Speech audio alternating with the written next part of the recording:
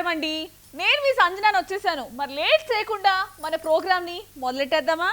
ఆళ్ళేటో వాళ్ళ ఇదానాలేటో అసలు వాళ్ళకన్నీ ఫెసిలిటీలు ఏంటో హాయ్ నాకైతే అసలు కొంచెం కూడా నచ్చట్లేదండి.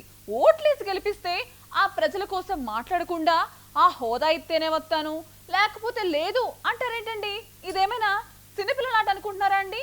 రెండు తెలుగు రాష్ట్రాల్లోనూ కొంత అటు ఇటుగా సేమ్ టైప్లో చేస్తున్నారండి బాబు. అధికారంలో ఉంటేనే ముందుకొస్తారా లేకపోతే రారా? హవ్వా ఇది ఎక్కడ విడ్డూరమండి. ఎక్కడైనా ఎప్పుడైనా ఇలాంటి విచిత్రం చూసారా? చూడకపోతే చూసేయండి. మనిషన్నక్క బాధ్యత ఉండాలి. అప్పుడే తనకు అప్పగించిన పనిని సక్రమంగా చేస్తాడు. ప్రజాస్వామ్యంలో నాయకుడికి ప్రజలంటే భయం, భక్తి, గౌరవం ఉండాలి. కానీ ఈ నాయకులకు మాత్రం అస్సలు అలాంటివేవీ ఉన్నట్టు కనిపించడం లేదు. ఎవరైనా ఎదురు నిలబడి ప్రశ్నిస్తే తట్టుకోలేరు. అందుకే అధికారం కోల్పోయిన తర్వాత వారిద్దరూ అసెంబ్లీ సమావేశాలకు రావాలంటే ముఖం చాటేస్తున్నారు. కేసీఆర్, జగన్ ఇద్దరూ రెండు తెలుగు రాష్ట్రాలకు ముఖ్యమంత్రులుగా చేశారు. 10 ఏళ్లు అధికారంలో ఉన్న కేసీఆర్, 5 ఏళ్లు సీఎంగా పనిచేసిన జగన్ ఇప్పుడు అధికారానికి దూరమయ్యారు. తెలంగాణలో కేసీఆర్కు ప్రతిపక్ష హోదా ఉన్నప్పటికీ అసెంబ్లీకి రావడం లేదు. ఇక ఏపీలో ఆ హోదా ఇస్తేనే నేనొస్తానంటూ జగన్ మంకుపట్టు పడుతున్నారు. సమావేశాలను తప్పించుకోవడానికి అదొక సాకుగా చూపిస్తున్నట్టు ఉంది తప్ప ప్రజల గురించి ప్రశ్నించడానికి ప్రయత్నిస్తున్నట్టుగా లేదు. ప్రతిపక్షంలో ఉంటే ప్రజా సమస్యలను ప్రభుత్వం దృష్టికి తీసుకురావడం, అధికారంలో ఉంటే వాటి పరిష్కారానికి కృషి చేయడం ఇది రాజకీయాల్లో ప్రధానం. కానీ రెండు చోట్ల ప్రతిపక్షంలో ఉన్న కేసీఆర్, జగన్ మాత్రం తమకు అలాంటి సూత్రాలు వర్తించవు అన్నట్టుగా ప్రవర్తిస్తున్నారని అంటున్నారు. అప్పట్లో వైఎస్ రాజశేఖర రెడ్డి ప్రతిపక్షంలో ఉన్నప్పుడు చంద్రబాబు ప్రభుత్వాన్ని ఇరకాటంలో పెట్టేవారు. అదే చంద్రబాబు ప్రతిపక్షానికి పరిమితమైనప్పుడు అధికారంలో ఉన్న వైఎస్ ప్రభుత్వాన్ని నిలదీసేవారు. కానీ ఇప్పుడు కేసీఆర్, జగన్ మాత్రం అస్సలు తాము ప్రతిపక్షంలో ఉన్నామంటే జీర్ణించుకోలేకపోతున్నట్టుగా ఉంది. అందుకే అసెంబ్లీ సమావేశాల వైపు చూడడం లేదంటున్నారు. ఏపీలో అయితే అసెంబ్లీలో తనకు ప్రతిపక్ష నేత హోదా ఇస్తేనే సమావేశాలకు హాజరవుతాను అంటూ జగన్ చెప్పడం హాస్యాస్పదంగా ఉందనే అభిప్రాయాలు వ్యక్తమవుతున్నాయి.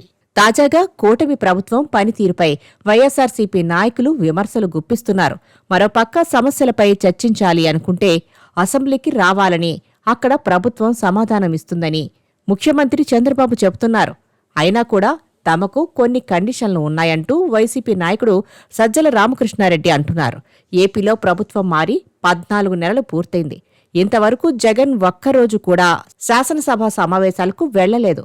6 నెలలు దాటితే సభ్యత్వం రద్దవుతుందని తెలిసి మధ్యలో ఓసారి జస్ట్ ఒక సంతకం చేసి వెళ్లిపోయారు. అసెంబ్లీకి వస్తే అర్థవంతమైన చర్చలు చేసుకుందామని వైసీపీ ఎమ్మెల్యేని సీఎం చంద్రబాబు ఆహ్వానించారని, ఆయన దృష్టిలో అర్థవంతమైన చర్చలంటే ఏంటోనని సజ్జల ప్రశ్నిస్తున్నారు. తాము విపక్ష హోదా అడుగుతోంది హక్కుగా కాదని, అసెంబ్లీలో ప్రభుత్వాన్ని ప్రశ్నించేందుకేనని ఏవేవో పెద్ద పెద్ద మాటలు చెబుతున్నారు. అయినా ప్రశ్నించాలనుకుంటే హోదా అవసరం ఏముందన్నది ఎవరికీ అర్థం కావడం లేదు. మరోపక్క తెలంగాణలో కేసీఆర్ కూడా ఏదో ఒకసారి అసెంబ్లీకి వచ్చి వెళ్లిపోయారు. కాళేశ్వరం ఎత్తిపోతల పథకానికి సంబంధించి శాసనసభలో చర్చ జరుగుతుందని తెలిసి సభకు రాకుండా ఉండిపోయారు. ఈ నేపథ్యంలో రెండు తెలుగు రాష్ట్రాల్లోని ప్రతిపక్ష నాయకులు అన్నింటినీ అనుభవిస్తూ ఇలా చేయడమేంటని ముక్కున వేలేసుకుంటున్నారు జనాలు. అదే కనుక ప్రభుత్వ ఉద్యోగులు ఇలా చేస్తే వారి జీతాలకు కోత వేయడమే కాకుండా ఉద్యోగాలపై కూడా ఎఫెక్ట్ పడుతుందని, కానీ రాజకీయ నాయకులకు అలాంటివేమీ వర్తించకపోవడం విడ్డూరమే కదా అంటున్నారు. మైకు ముందుంటే ఆయన గారికి పూనకం వచ్చేస్తుందండి.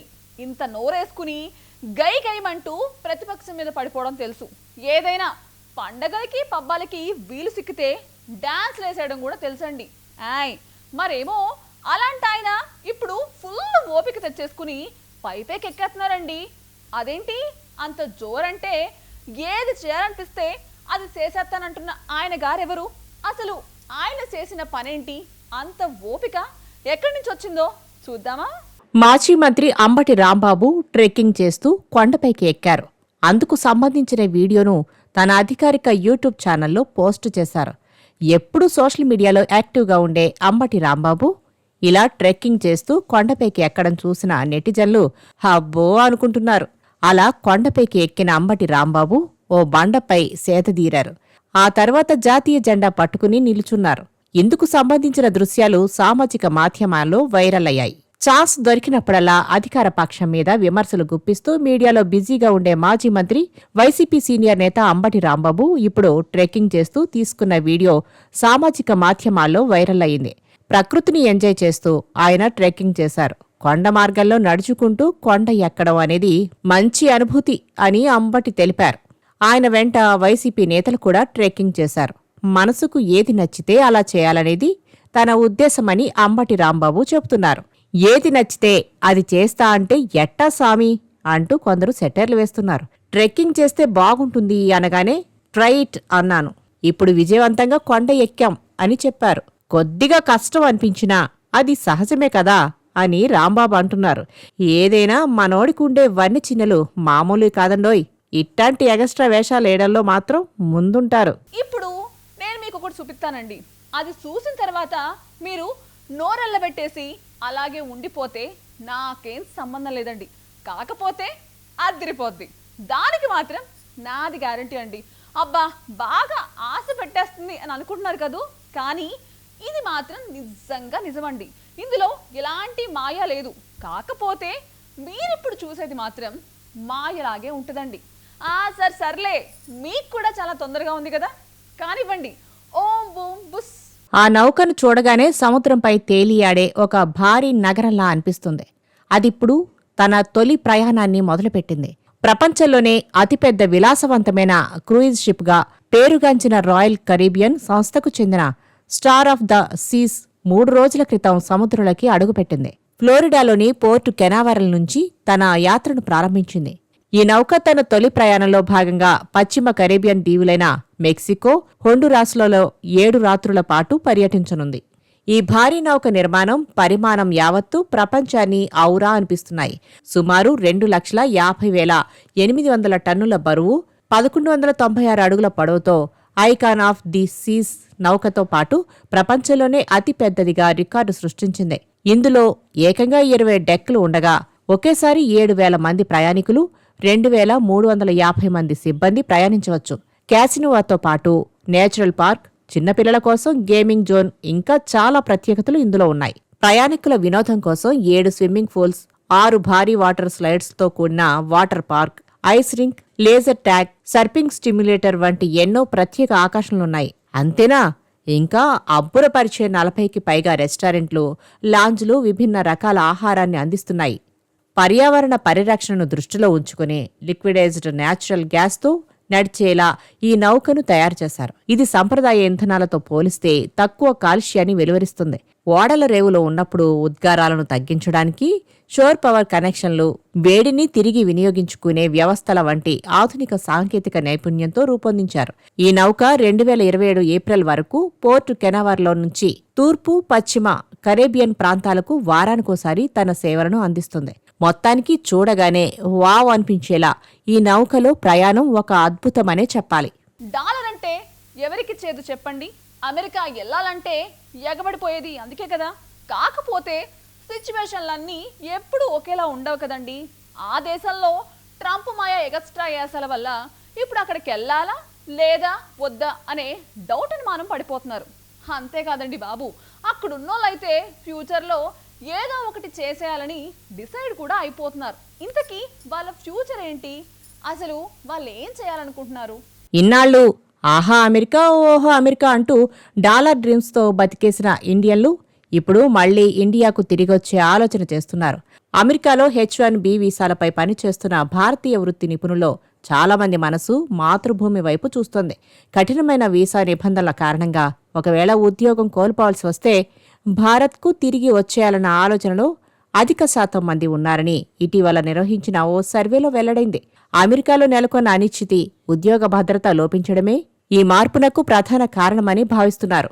అజ్ఞాత కమ్యూనిటీ యాప్ బ్లైండ్ నిర్వహించిన ఈ సర్వేలో అనేక ఆసక్తికర విషయాలు వెల్లడయ్యాయి.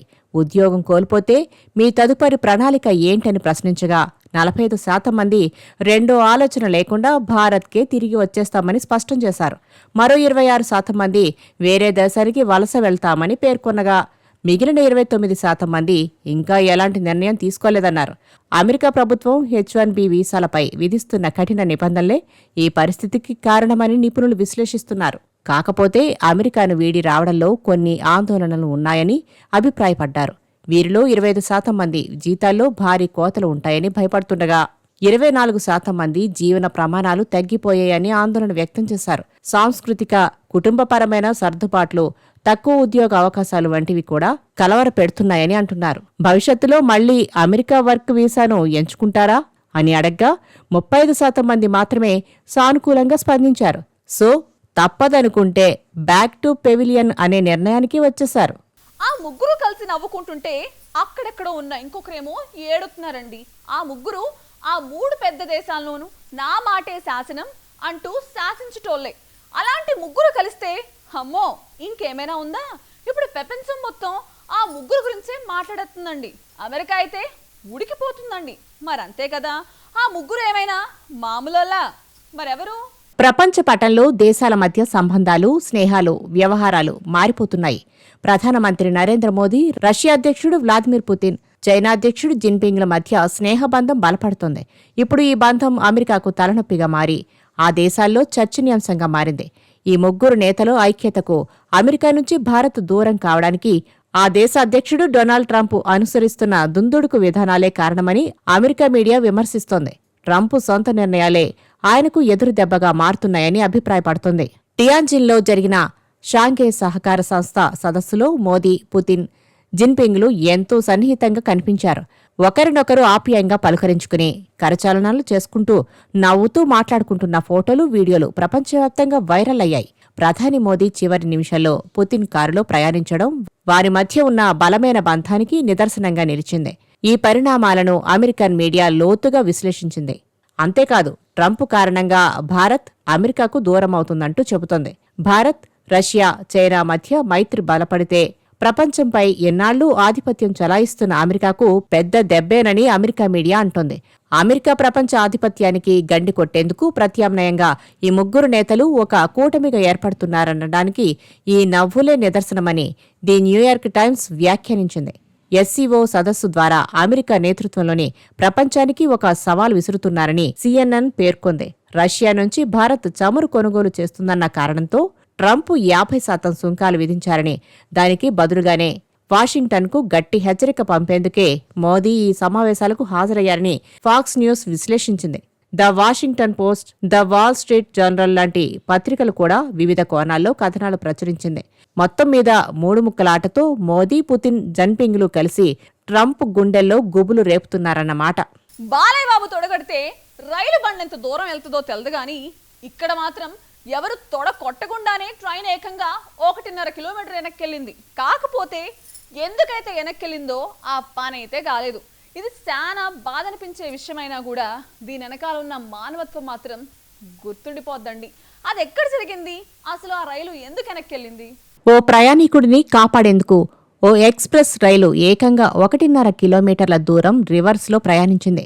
కానీ ఆ ప్రయాణికుడు మాత్రం నిలబడలేదు. రైల్వే సిబ్బంది మానవతా దృక్పథంతో స్పందించి చేసిన ఈ ప్రయత్నం అందరి ప్రశంసలు అందుకుంటున్నా చివరికి ఆ వ్యక్తి ప్రాణాలు దక్కకపోవడం మాత్రం బాధ కలిగిస్తుంది.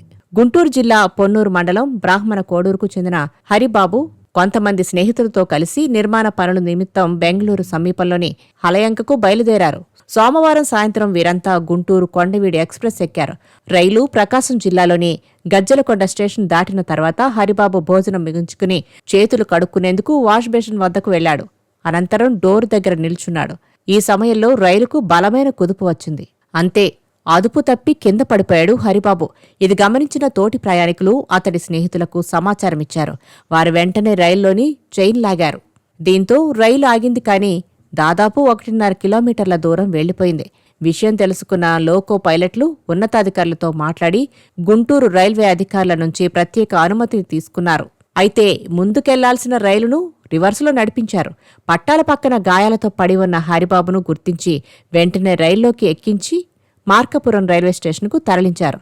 అక్కడ అప్పటికే సిద్ధంగా ఉన్న 108 అంబులెన్స్లో స్థానిక ప్రభుత్వం ఆసుపత్రికి తీసుకెళ్లారు. కానీ లాభం లేకపోయింది. వైద్యులు చికిత్స అందిస్తుండగానే పరిస్థితి విషమించి హరిబాబు కన్నుమూశాడు. మానవత్వం పరిమళించిన విధిరాత మాత్రం మార్చలేమని ఈ ఘటన రుజువు చేసిందంటున్నారు. హాయ్ ఇవ్వండి ఇవాటి విశేషాలు. మళ్ళా రేపు సేమ్ టైంకి వచ్చేసి కలుసుకుందాం. బాయ్ బాయ్, టాటా, జాగ్రత్త అండి.